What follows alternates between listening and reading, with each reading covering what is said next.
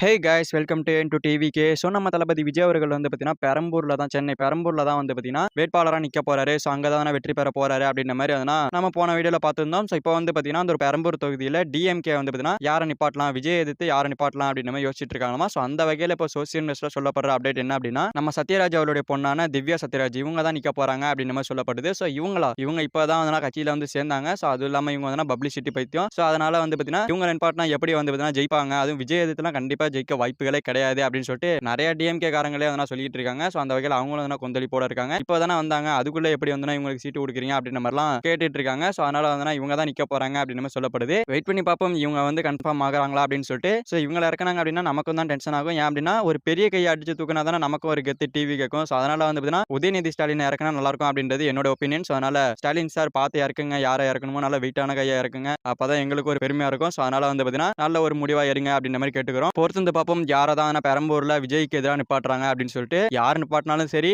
தோக்குறது உறுதி, தோல்வி உறுதி. பொறுத்து வந்து பார்ப்போம் யார் தான் இறங்குறா அப்படின்னு சொல்லிட்டு. ஓகே ஃப்ரெண்ட்ஸ், விஜய் எதிர்த்து பெரம்பூர் தொகுதியில் வந்து பார்த்தீங்கன்னா திவ்யா சத்யராஜ் நிற்க போறதா ஒரு அப்டேட் சொல்லப்படுது. ஸோ இதை பத்தி உங்களோட தாட்ஸை கமெண்ட்ல சொல்லுங்க. ஸோ இந்த வீடியோ பிடிச்சிருந்தா லைக் பண்ணி நம்ம தளபதி பத்தின அப்டேஷன் தெரிஞ்சுக்க நம்ம சேனல் சப்ஸ்கிரைப் பண்ணி சப்போர்ட் பண்ணுங்க. ஓகே, தேங்க்யூ ஃபார் வாட்சிங். அடுத்த வீடியோல பார்க்கலாம். தேங்க்யூ.